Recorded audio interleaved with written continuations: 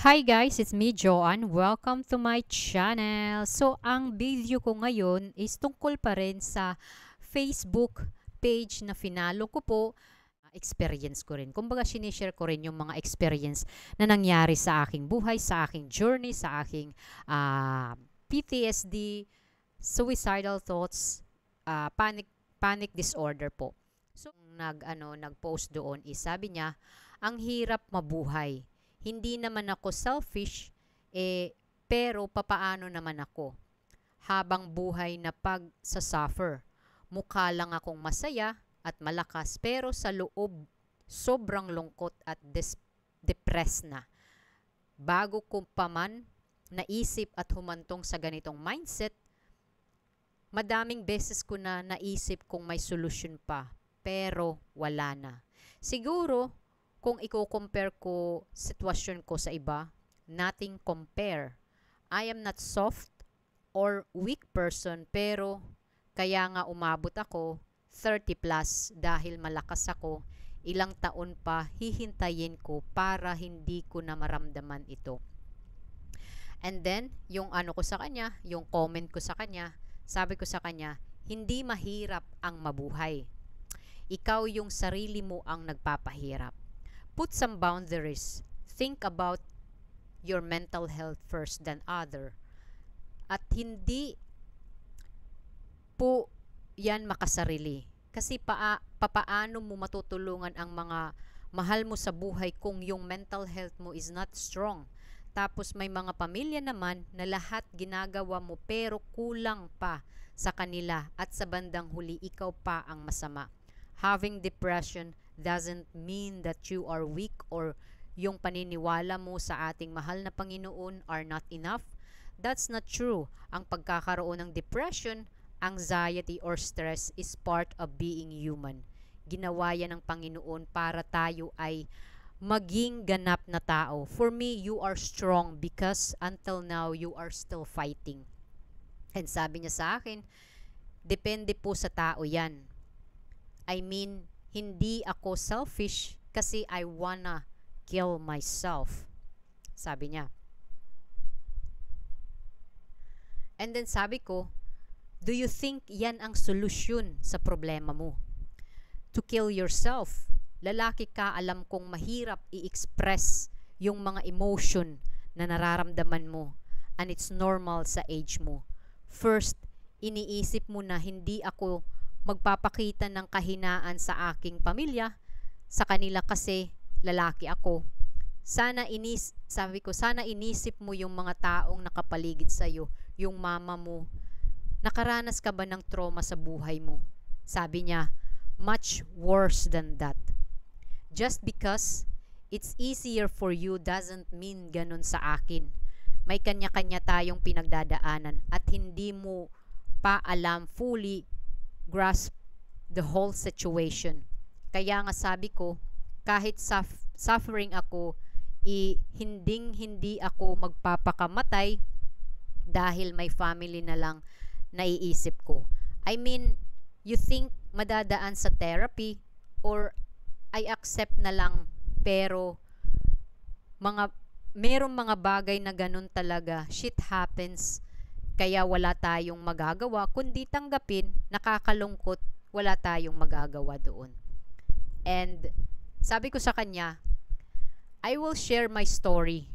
Back 2016, I was diagnosed with PTSD, suicidal thoughts, and panic disorder. Ang malala is wala akong pamilya dito sa Belgium. And the time, my son was 8 months old baby. I can kill myself if I want to. But inisip ko ang baby ko, asawa ko, at magulang ko na both nandito pa sa mundo.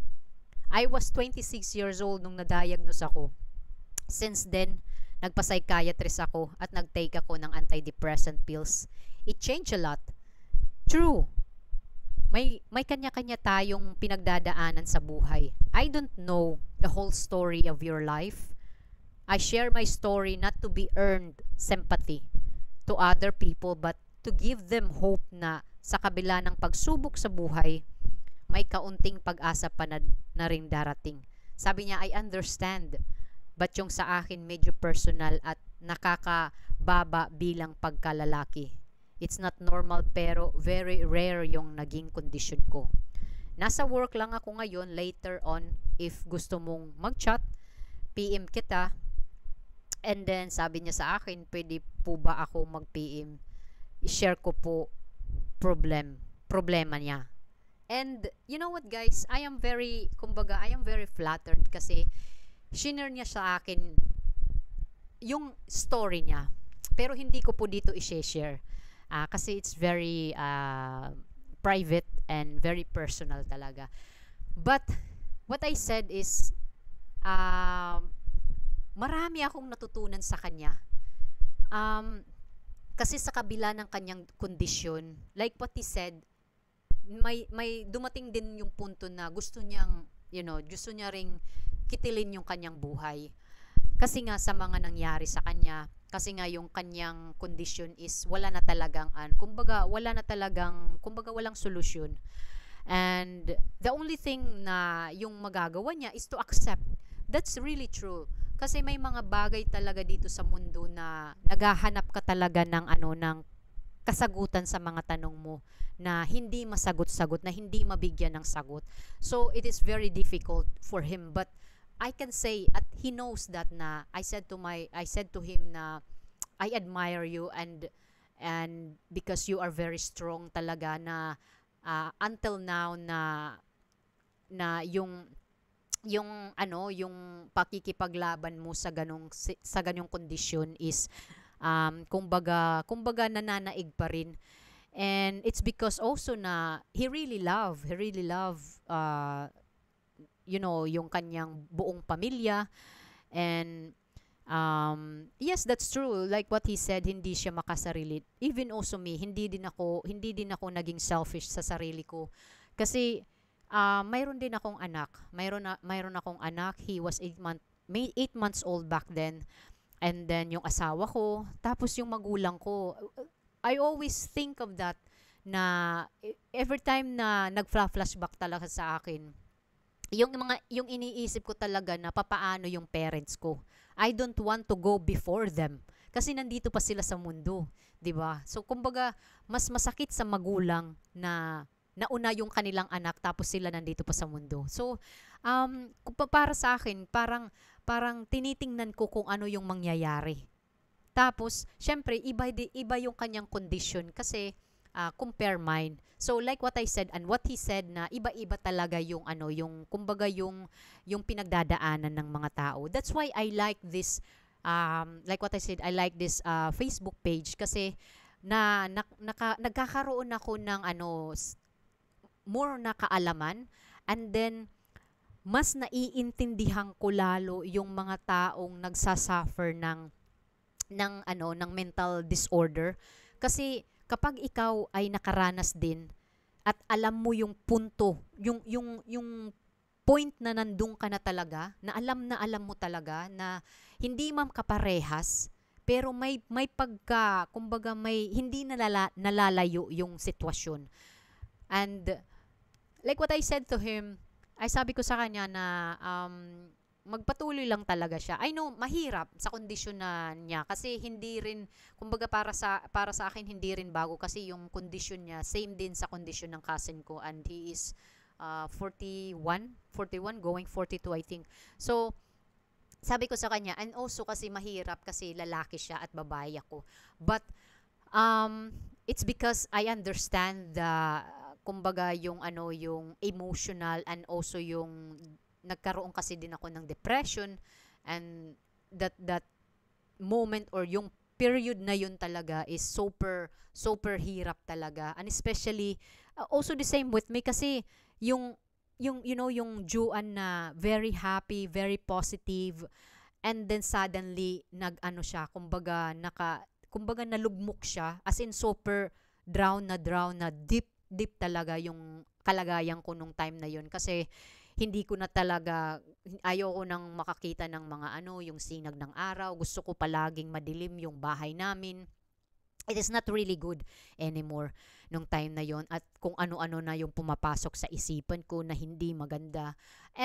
Pero at the back of my thoughts or my mind, mayroon pa rin nananaig na I want to get out this situation in this depression moment talaga. Kasi tinitingnan ko rin yung anong mangyayari sa hinaharap sa future, na if ever man na maging makasarili ako, at hindi ako nagpa-psychiatrist, and probably wala na ako dito sa harapan ninyo, but it's because I choose to stay, and I choose to fight, and I choose to go to the psychiatrist.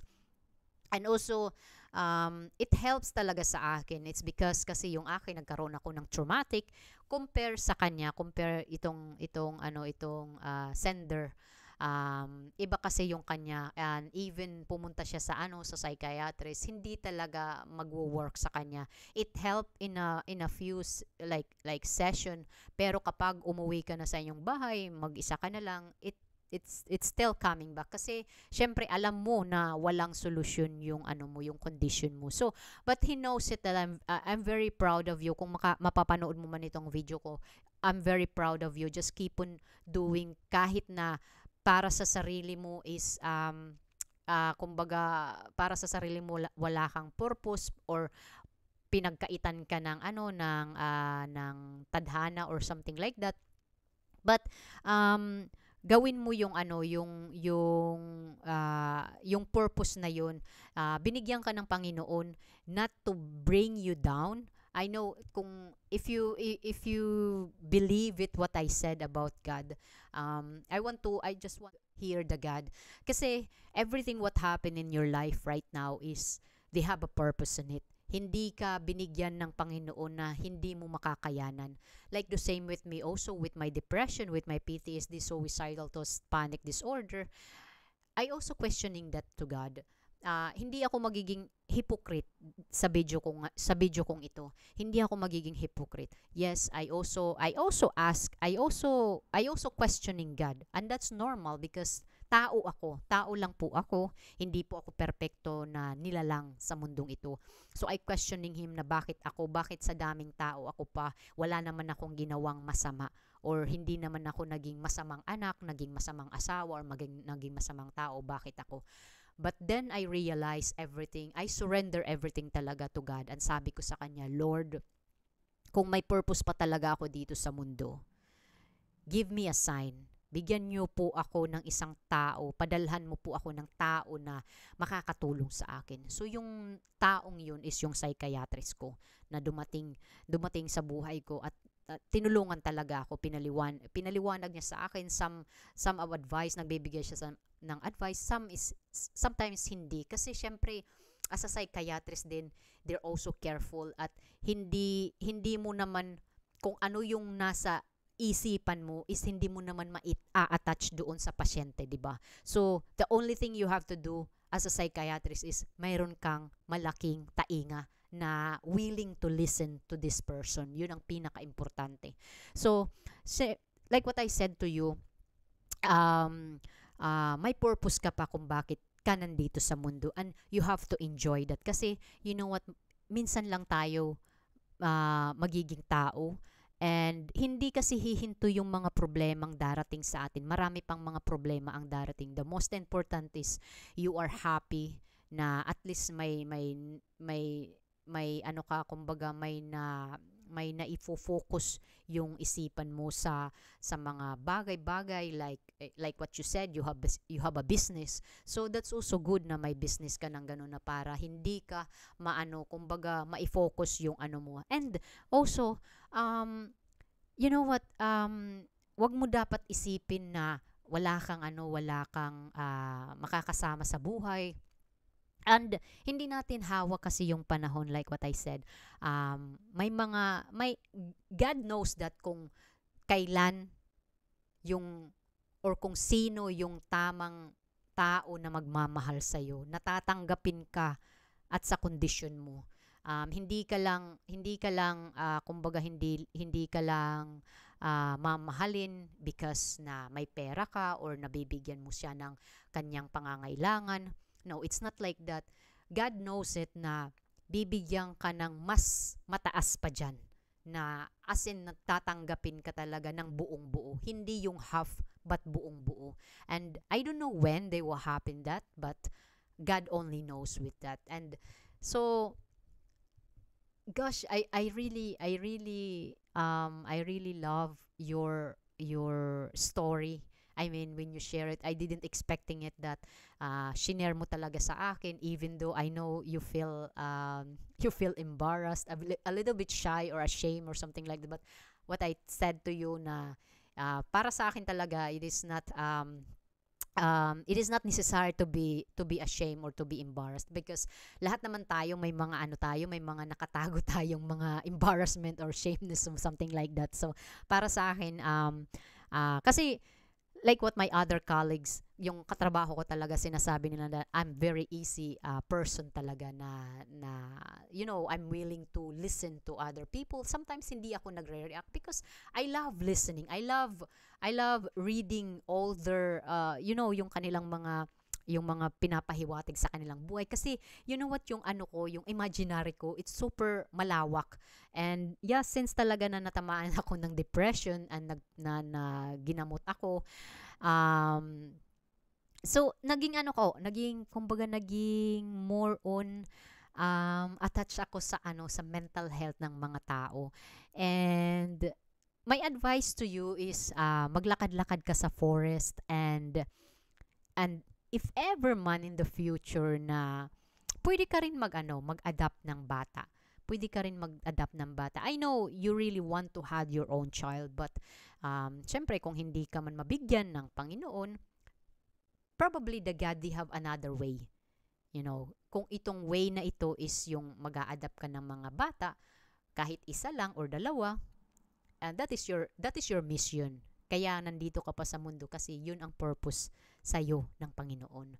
So, yes, I'm very thankful. I'm very thankful na I read the story of you, na one of the kind talaga. Kumbaga sa book maganda yung book talaga, at maraming maaantig sa book mo kapag isulat mo yun. So, thank you so much. Thank you so much, yun na inspired talaga ako. And kumbaga tiningnan ko talaga yung journey ng aking depression.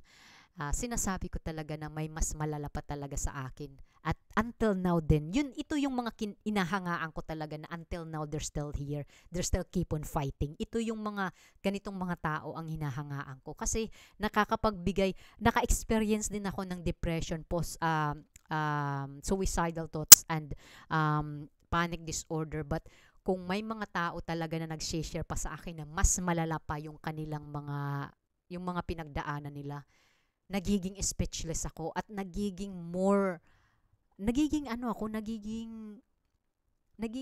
tawag nito, nagiging inspired ako lalo, na sinasabi ko, wow, how can they handle all of that kind of situation?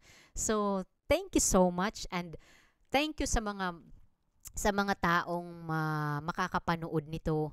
And please comment down below at i-share ninyo sa inyong sa inyong community, na malaki itong aral na kung nakakaranas man kayo ngayon ng panic disorder, stress, anxiety, or depression, wag ninyong seryosohin lalo, kasi may mas malala pa dyan sa inyong mga nararanasan. Kapag makita mo or malaman mo yung mga totoong nangyayari sa kanilang mga buhay, probably you will really cry in front of them. Mark my words. So, thank you so much sa mga makakapanood. Thank you for supporting my channel.